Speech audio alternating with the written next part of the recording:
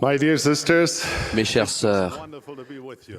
je suis reconnaissant d'être avec vous. Je suis reconnaissant de parler aux femmes de l'Église rassemblées dans toutes les parties du monde. Tonight and today, Ce soir, aujourd'hui, nous sommes particulièrement honorés par la présence du président Monson et du président Eyring. choir, what a wonderful choir. Quel cœur merveilleux a touché nos cœurs. Been inspired Nous avons été inspirés of Sister Thompson. par les magnifiques messages des sœurs Thompson, Allred et Beck. They are a great presidency of a wonderful Quelle organization merveilleuse présidence d'une organisation formidable de l'Église de Jésus-Christ des Saints des derniers jours. I would be with you today. Depuis que j'ai appris que j'allais être avec vous aujourd'hui, j'ai pensé aux nombreuses femmes qui ont modelé ma vie. First, my wonderful wife, D'abord, ma merveilleuse femme, my mother. My Harriet, mother-in-law, ma mère, ma belle-mère, ma sœur, ma bru, ma fille, and many friends. ma belle-fille et mes nombreux amis. I have been surrounded by Toute ma vie, j'étais entouré de femmes qui m'ont inspiré, instruit et encouragé. who I am today in life. Je suis ce que je suis aujourd'hui grandement grâce Singular women. à ces femmes remarquables. Chaque fois que je suis en réunion avec les sœurs de l'Église, I sense that je ressens que je suis au milieu d'âmes remarquables, elles aussi. I'm grateful to be Je suis reconnaissant d'être ici, for your talent. reconnaissant de vos talents, de votre compassion et de votre service. Plus que tout, je suis reconnaissant de ce que vous êtes, Treasured daughter, des filles chéries de notre Père céleste, à la valeur infinie. I'm sure it comes as Je suis sûr que ce n'est pas surprenant pour vous, differences mais les différences entre les hommes et les femmes often be quite peuvent souvent être frappantes, physically, physiquement mentally, et mentalement, well as autant qu'émotionnellement. one of the best ways I L'un des meilleurs moyens qui me viennent à l'esprit pour illustrer cela is in the way my wife est la manière dont ma femme et moi préparons un repas. when Harriet prepares a Quand Harriet prépare un repas, c'est un chef-d'œuvre. is a wide-ranging Elle connaît des recettes du monde entier et elle prépare fréquemment des plats originaires des pays que nous avons visités. La présentation des aliments est stupéfiante. En fait, les plats sont souvent si beaux que cela semble un crime de les manger. It's as much a feast C'est for une the fête eyes tant as pour la it vue is for the sense. que pour le goût, But sure enough, mais aussi no parfait, matter how perfect everything is, que tout soit pour la vue et pour le goût. we'll apologize. Harriet demande toujours qu'on lui excuse quelque chose qu'elle pense imparfait.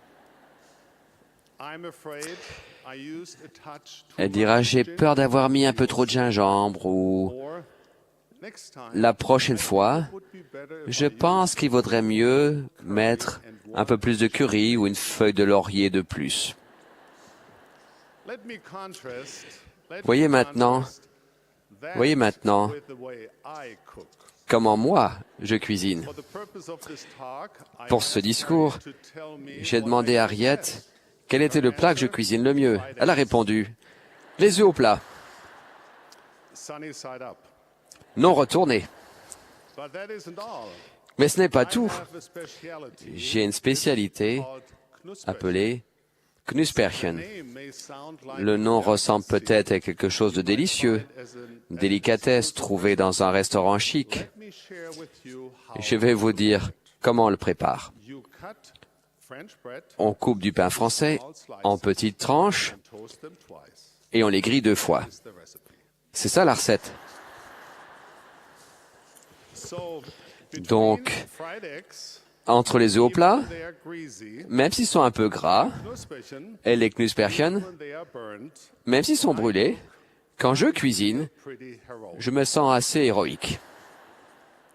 Perhaps this Peut-être contrast ce between my contraste wife and me is entre a ma femme et moi exaggeration, but est-il un tout petit peu exagéré, mais cela illustre quelque chose qui peut aller au-delà de la préparation des repas. it appears that our Il me semble que nos merveilleuses sœurs sometimes sous-estiment undervalue parfois leurs compétences. They focus Elles se concentrent sur ce qui manque ou est imparfait, that plutôt que sur ce qu'elles accomplissent and who they really ou sur ce qu'elles sont en réalité. perhaps you recognize Vous reconnaissez peut-être cette particularité really well. chez quelqu'un que vous connaissez très bien.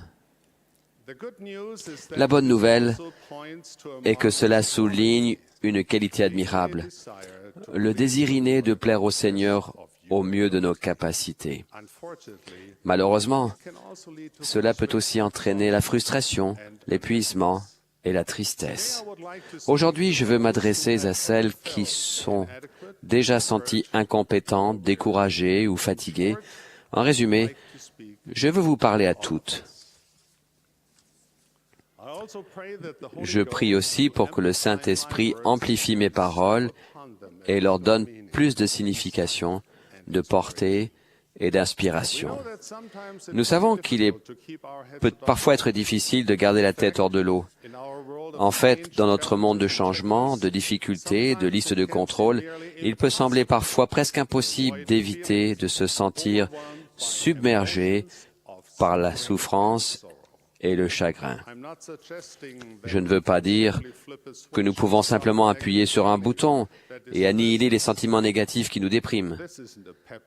Ce n'est pas un discours de motivation, ni une demande à celles qui sont en train de sombrer dans les sables mouvants d'imaginer qu'elles sont en fait en train de se détendre sur une plage. Je reconnais que dans notre vie à tous, il y a de réels soucis. Je sais qu'il y a ici ce soir des cœurs qui éprouvent un profond chagrin. D'autres sont aux prises avec des craintes qui troublent l'âme. Pour certaines, la solitude est leur épreuve secrète. Ces choses ne sont pas insignifiantes. Mais je voudrais parler de deux principes qui peuvent vous aider à trouver le chemin de la paix, de l'espérance et de la joie, même dans les moments d'épreuve et de détresse.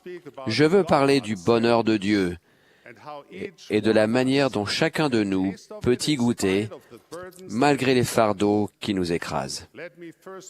Je vais commencer par poser une question. À votre avis, quelle est la plus grande sorte de bonheur possible? Pour moi, la réponse est le bonheur de Dieu. Cela amène à une autre question. Quel est le bonheur de notre Père céleste? Peut-être est-il impossible d'y répondre, car ces voix ne sont pas nos voix. Autant les cieux sont élevés au-dessus de la terre, autant les voix de Dieu sont élevées au-dessus de nos voix, et ses pensées au-dessus de nos pensées. Nous ne connaissons pas la signification de tout, mais nous savons que Dieu aime ses enfants, parce qu'il a dit « Car voici mon œuvre et ma gloire, réaliser l'immortalité et la vie éternelle de l'homme. » Notre Père céleste est capable d'accomplir ces deux grands objectifs, l'immortalité et la vie éternelle de l'homme, parce qu'il est un Dieu de création et un Dieu de compassion. Créer et être compatissant sont deux objectifs qui contribuent au bonheur parfait de notre Père céleste. Créer et faire montre de compassion sont deux activités dans lesquelles nous, ses enfants d'esprit, pouvons et devons suivre son exemple. L'œuvre de création tout d'abord.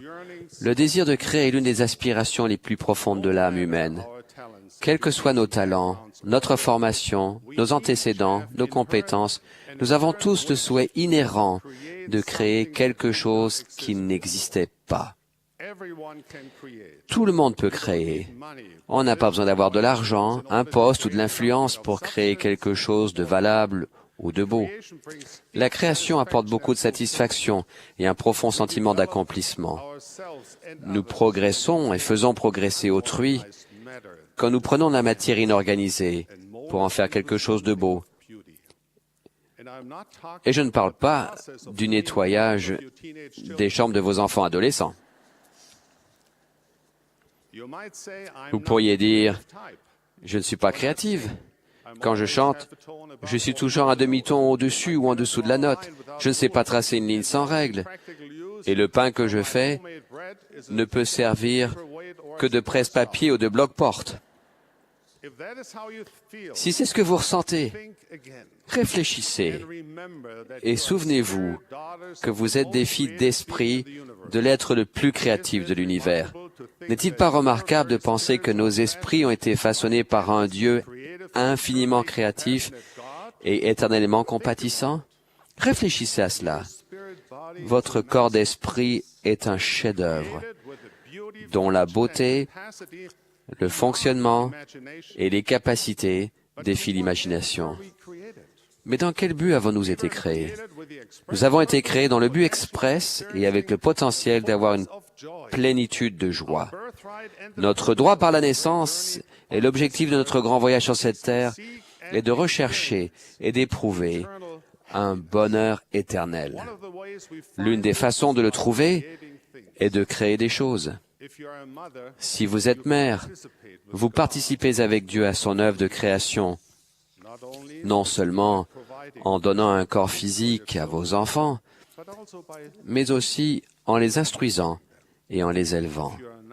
Si vous n'êtes pas mère à présent, les talents créatifs que vous cultivez vous prépareront pour ce jour-là, dans cette vie ou dans la suivante.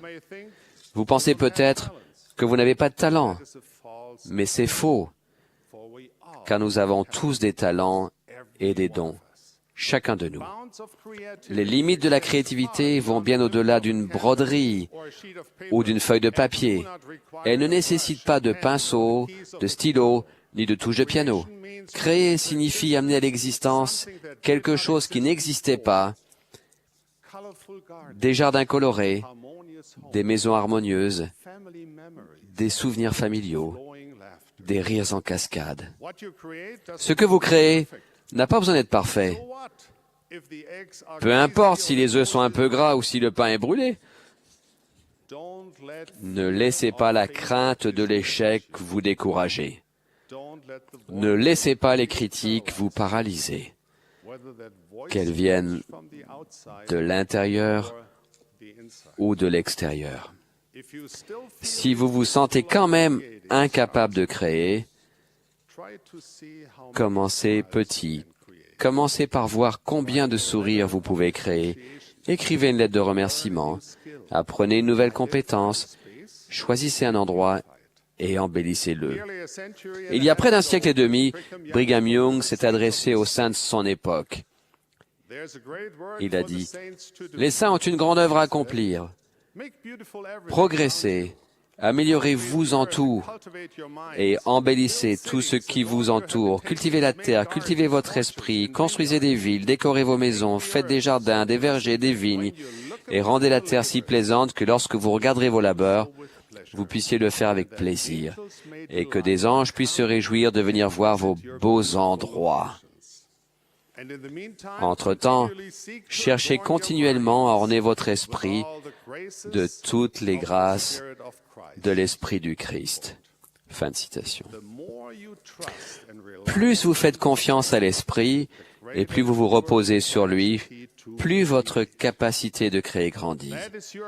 C'est la possibilité qui vous est donnée dans cette vie et votre destinée dans la vie à venir. Mes sœurs, faites confiance à l'Esprit et reposez-vous sur lui, en profitant des occasions normales de votre vie quotidienne pour créer quelque chose de beau et d'utile. Vous améliorez non seulement le monde qui vous entoure, mais aussi votre monde intérieur. Être compatissant est une autre grande œuvre de notre Père Céleste, et c'est une caractéristique fondamentale de notre peuple, de qui nous sommes, vivant actuellement. Il nous est commandé, va au secours des faibles, fortifie les mains languissantes et affermis les genoux qui chancellent. Les disciples du Christ à toutes les époques se sont distingués par leur compassion. Les gens qui suivent le Sauveur sont disposés à pleurer avec ceux qui pleurent et à consoler ceux qui ont besoin de consolation. Lorsque nous allons vers autrui pour être une bénédiction pour lui, nous sommes aussi bénis. Le service et le sacrifice ouvrent les écluses des cieux, nous permettant de recevoir des bénédictions de choix. Il est certain que notre Père Céleste bien-aimé se réjouit en voyant des gens prendre soin des plus petits de ses enfants. Lorsque nous élevons quelqu'un, nous nous élevons un peu nous-mêmes. Spencer Kimball enseignait que plus nous servons notre prochain de la bonne manière, plus notre âme se densifie. Gordon B. Hinckley croyait au pouvoir guérisseur du service. Après la mort de sa femme, il a donné un grand exemple à l'Église par la manière dont il s'est plongé dans le travail et dans le service. Le président Hinckley a dit à une femme qui venait de perdre son mari, « Le travail guérira votre chagrin. Rendez service à autrui. » Ce sont des paroles profondes. Si nous nous consacrons au service d'autrui, nous découvrons notre propre vie et notre propre bonheur. Lorenzo Snow a dit quelque chose de semblable. Lorsque vous vous sentez un peu morose, regardez autour de vous et trouvez quelqu'un qui est dans une situation pire que la vôtre. Allez le voir pour connaître ses difficultés, puis essayez de les résoudre avec la sagesse que le Seigneur vous a accordée. Et bientôt, votre morosité aura disparu. Vous vous sentirez léger. L'Esprit du Seigneur sera sur vous et tout semblera illuminé. Fin de citation. À notre époque de psychologie à 4 sous, de télévision de bas étage et de manuels pour atteindre le bien-être par soi-même, ce conseil peut paraître à l'opposé de l'intuitif. On nous dit parfois que la solution de nos maux se trouve en nous-mêmes, que nous devons nous faire plaisir, acheter mieux maintenant et payer plus tard, satisfaire nos désirs, même aux dépens de notre entourage. Il est parfois prudent de s'occuper d'abord de nos propres besoins, mais avec le temps, cela ne mène pas à un bonheur durable. Je crois que les femmes de l'Église, quel que soit leur âge et leur situation familiale, comprennent et appliquent au mieux les paroles de James Barrie, l'auteur de Peter Pan. Les gens qui apportent le soleil dans la vie d'autrui en profitent aussi. J'ai souvent été témoin d'actes discrets de gentillesse et de compassion de femmes nobles qui donnaient d'elles-mêmes, animées par une charité généreuse. Je suis ému quand j'entends parler de sœurs de l'Église qui se sont précipitées pour aider des gens dans le besoin. Il y a des membres de l'Église, hommes et femmes, qui se demandent comment contribuer au royaume. Parfois, des femmes célibataires, divorcées ou veuves, se demandent s'il y a une place pour elles. Chaque sœur de l'Église a une importance énorme, non seulement pour notre Père céleste, mais aussi pour l'édification du royaume de Dieu. Il y a quelque chose à faire. Il y a 1 an, à cette réunion, le président Monson bien-aimé a enseigné qu'il y a des occasions de servir tout autour de vous. Il a ajouté, souvent de petits actes de service sont tout ce qui est nécessaire pour encourager et bénir autrui. Sœurs, regardez autour de vous. Là, à la réunion de Sainte-Seine, il y a une jeune maman avec plusieurs enfants. Proposez-lui de vous asseoir à côté d'elle et de l'aider. Là, près de chez vous, un jeune homme semble découragé. Dites-lui que vous aimez sa compagnie, que vous sentez sa bonté. De véritables paroles d'encouragement ne nécessitent qu'un cœur aimant et attentionné, mais elles peuvent avoir une influence éternelle dans la vie des gens qui vous entourent. Vous, sœurs merveilleuses, montrez de la compassion envers les autres pour des raisons qui dépassent le désir de bénéfice personnel. En cela, vous suivez l'exemple du Sauveur, qui, tout en étant roi, n'a pas cherché à être en vue, ni ne s'est même soucié d'être remarqué. Il ne se souciait pas d'être en compétition. Ses pensées étaient toujours tournées vers autrui. Il a instruit, guéri, conseillé et écouté autrui. Il savait que la grandeur n'a rien à voir avec les signes extérieurs de richesse ou de situation. Il a enseigné et appliqué le point de doctrine suivant. Le plus grand parmi vous sera votre serviteur. Pour finir, le nombre de prières que nous faisons peut contribuer à notre bonheur, Mais le nombre de prières auxquelles nous répondons peut avoir encore plus d'importance. Ouvrons les yeux et voyons les cœurs lourds. Remarquons la solitude et le désespoir. Ressentons les prières silencieuses des personnes qui nous entourent et soyons un instrument dans les mains du Seigneur pour exaucer ces prières. Mes chères sœurs, ma foi est simple. Je crois que si vous respectez fidèlement et diligemment les commandements de Dieu, si vous rapprochez de lui avec foi, espérance et charité, tout concourra à votre bien. Je crois que si vous vous plongez dans l'œuvre de notre Père, si vous créez de la beauté et montrez de la compassion envers les autres, Dieu vous entourera des bras de son amour. Alors, le découragement, le sentiment d'incompétence et la fatigue feront place à une vie pleine de sens, de grâce et d'accomplissement. En tant que fille d'esprit de notre Père céleste, vous avez le bonheur pour héritage. Vous êtes des filles de choix de notre Père céleste. Et par les choses que vous créez et votre service compatissant, vous êtes une grande force bénéfique. Vous rendrez le monde meilleur. Relevez la tête, tenez-vous droite. Dieu vous aime, nous vous aimons et nous vous admirons. J'en témoigne et je vous laisse ma bénédiction d'apôtre du Seigneur.